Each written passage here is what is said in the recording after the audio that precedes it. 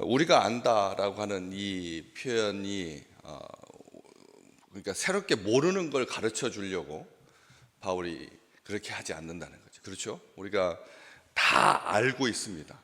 모르는 거 없습니다. 다 알고 있는데 그걸 한 번 더 강조해 주고 있는 거죠. 신앙생활을 하면서 또 삶을 살면서 우리가 모르는 것을 새로 배워가지고 알아야 되는 그게 많지 않습니다. 기존에 있던 것에다가 조금씩 더해가는 거지 아예 모든 것을 다 기경할 만큼 전복시킬 만큼 그렇게 새롭게 무언가를 알아야 되는 게 아니라는 거죠.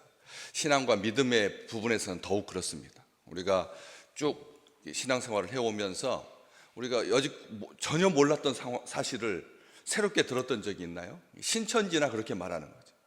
신천지나 너희들이 모르는 영적 비밀이 있다.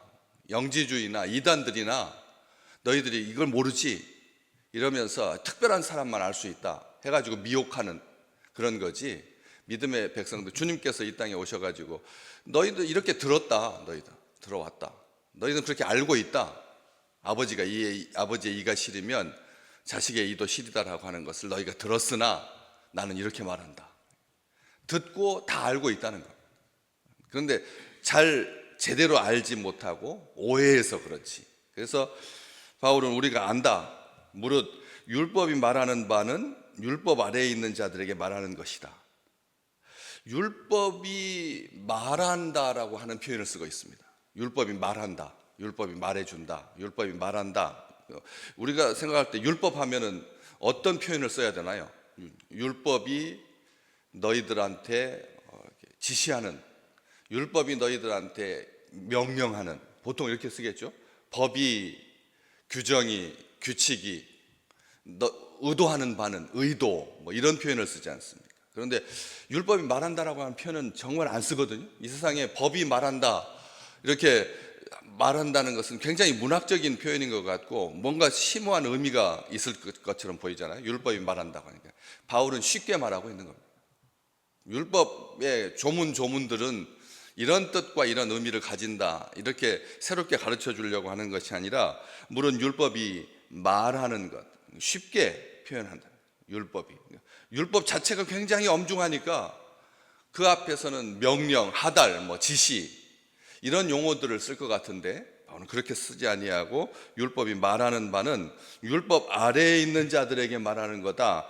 이 아래라고 하는 표현을 계속 번복해서 쓰고 있죠. 계속 9절 말씀에도 주의 아래라고 하는 말을 쓰고 있고 그 다음에 오늘 본문 말씀 19절 후반부에도 온 세상으로 하나님의 심판 아래 있게 하려 합니다. 이 아래라고 하는 표현을 씁니다. 참 간결하죠. 말이 꼬거나 이게 특별한 어떤 해석을 필요로 하지 않습니다. 아래라고 하는 표현을 한 열흘 전에 이 9절 말씀 같이 보시면서 죄 아래 있다라고 하는 언더라고 하는 그 영어 표현이 단순하게 수직 어떤 개념, 위치의 개념이 아니라 공간의 개념이 아니다라고 했습니다. 무엇보다 못하다, 무엇보다 작다, 더 나아가서는 무엇에 지배당하다. 그러니까 아래에 있다라고 하는 말은 죄 아래에 있다라고 하는 말은 분명합니다. 죄 아래에 있다라고 하는 말은 그 지배를 당하는 거죠. 그렇기 때문에 이 아래라고 하는 표현을 쓰고 있는데 율법 아래 있는 자들에게 말하는 거다. 이게 무슨 말이냐면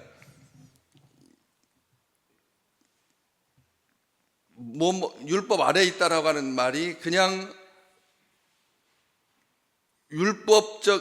율법을 아는 사람만 해당되는 것이 아니라 율법을 아는 사람, 율법을 받은 사람만 해당되는 게 아니라는 거죠. 무슨 뜻이냐면 그런 율법을 기준으로 해서 판단하는 사람을 말하는 겁니다. 그거 포함시키는 거죠. 우리가 율법 아래에 있다라고 하는 그 말이 단순하게 유대인들만 의미하는 게 아니라는 거죠.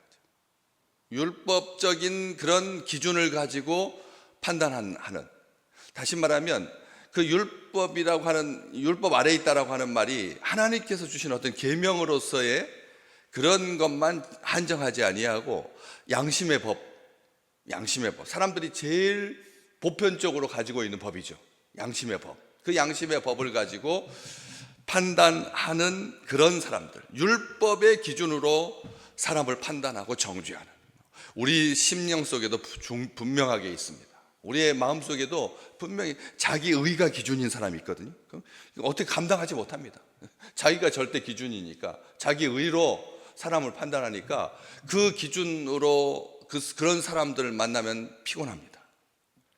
자기가 기준인 사람, 자기 경험이 기준인 사람, 무섭죠. 그런 사람 어떻게 감당하지 못하는데, 우리 속에서부터 그게 죄의 욕구거든요. 계속 꿈틀댑니다. 자기 기준으로 가지고 사람을 판단하고, 자기 기준으로 가지고, 자기 경험을 가지고, 자기 경험으로 자기 기준으로 사는 사람을 어떻게 감당할 수가 있겠습니까? 그런 사람들을, 그러니까 이 유대인들만을 한정하지 않는다는 거예요. 이방인들은 다 저마다 다 자기 기준이 있는 거죠. 그 기준을 가지고 판단하는 사람들. 그래서 그 율법 아래에 있는 자들에게 말하는 거다. 왜 율법 아래에 있는 자들에게 말하느냐? 목적이 딱 이는이라고, 이는 그 율법 아래에 있는 자들에게 말하는 이유는 이런 뜻입니다. 이유는인데, 이는 이렇게 이제 해석하면 제일 쉽습니다. 이는이라고 하는 말은 이유는 라는 뜻인데, 모든 입을 막고 온 세상으로 하나님의 심판 아래에 있게 하려고. 율법이 말하는 것은 그거다. 참 율법이 얼마나 정직하게 안내를 하느냐. 율법이 말해준다, 율법이 보여준다, 율법이 우리에게 가르쳐준다, 말한다.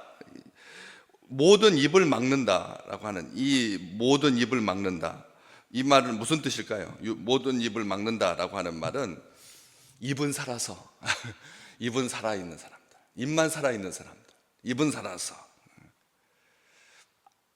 아담이 범죄한 다음에 하나님께서 그렇게 사랑해서 소중하게 여겨서 그의 배우자로, 그의 배필로, 돕는 자로, 함께하는 자로 아내를 주셨는데, 그때 처음에는 어떻게 했는데, 내 뼈 중에 뼈고 살 중에 살이라고 했는데, 나중에 범죄한 다음에 그 아내를 뭐라고 했는데, 당신이 내게 주셔서 당신이 내게 주셔서. 그래서 절대 중매하지 마십시오. 중매하지 말라는 거예요. 절대 중매하지 말라는 거죠. 그리고 하지 말라는 거예요. 지들이 결정하게 하라는 거죠. 왜 중매를 해주느냐는 거죠. 나중에 힘들어지면 누구 탓하는데? 중매해 준 사람, 부모 탓한다. 자기들이 사랑하고 그렇게 해야지.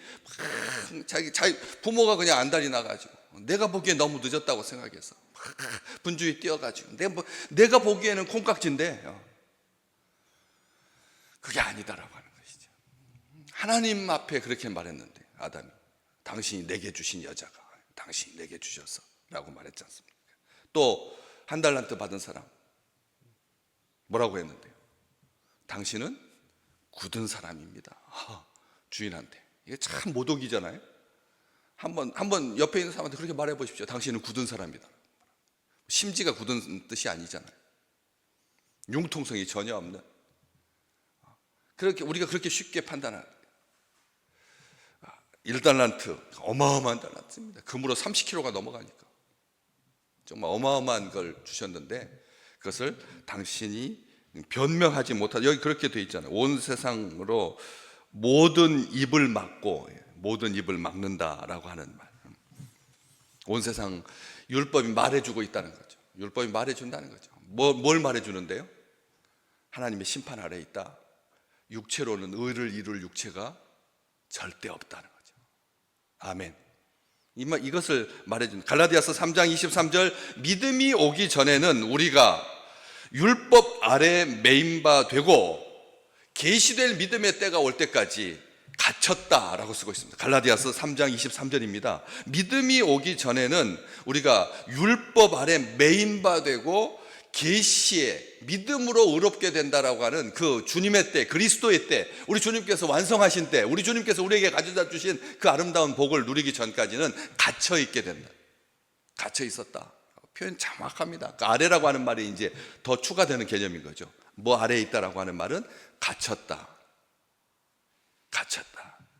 매인바 되었다. 이 두 가지 의미가 영적인 의미입니다. 뭐 아래에 있다, 죄 아래에 있다라고 하는 말은 그런 것이라는 거죠. 율법이 하는 일은 오늘 분명하게 되어 있습니다. 20절 말씀 함께 보실래요? 율법으로는 뭘 한다고요? 행위로는 그 앞에 의롭다 하심을 얻을 육체가 없고, 율법으로는 죄를 깨닫는 역할이 다라는 거죠. 율법이 안 그럽니까? 헌법의 목적, 헌법의 동기, 헌법의 가치가 뭔데요? 이게 이렇게 하면 죄다 하는 거죠. 저는 대한민국 헌법이 이랬으면 좋겠어요. 이렇게 하면 의다. 그걸 가르쳐 줬으면 좋겠어요. 이게 옳은 거다. 뭐 하지 말라는 것만 계속 가르쳐 줍니다. 그러면 사람이 어떻게 되나요? 부정적인 사람이 되거든요. 자녀들 키우시면서 어떻게 하셨어요? 사람 조심, 차 조심, 개 조심. 이렇게 하면 사람이 위축된다는 거죠. 그렇잖아요? 너 마음껏 해라. 예. 실패는 결코 실패가 아니다. 실패는 넘어지는 것은 아무런 문제가 안 된다. 행복은, 성적은 행복순이 아니다. 행복은 성적순이 아니다. 우리가 그렇게, 자녀 그렇게 키우셨잖아요. 안 그래요? 자녀한테 너 이것도 안 돼, 뭐것도 안 돼. 그러니까 좋은 방법이죠. 네. 그렇지만 그때부터 자녀들은 부정적인 생각을 하게 된다. 갇히게 된다는 거죠. 매인바 된다는 거죠. 헌법에다가 구제하는 자는 복이 있나니. 정말 얼마나 아름다워요? 그렇지 않습니까? 나누는 자에게는 이런 상급이 있을 거다 라고 하는 법의 목적은 그런 거라는 거죠. 이제 이렇게 죄를 짓지 아니하도록, 뭐가 죄인지 알려주고요, 죄가 뭔지, 이게 죄다라고 하는 것을 알려주고 죄를 짓지 않게 해주고 조심하게 만드는 그런 역할을 하죠. 그렇지 않아요? 그런 것처럼 일단 율법의 1차적인 기능은 사람들로 하여금 뭐가 죄인지를, 여기 분명히 바울이 말합니다. 율법으로는 죄를 깨닫고, 율법의 행위로는 하나님 앞에, 그의 앞에 의롭다 하심을 얻을 육체가 없다. 죄를 죄되게 한다. 율법 아래 있는 자들을 심판대 앞에 기소하는 기능, 검사의 기능을 율법이 한다는 겁니다.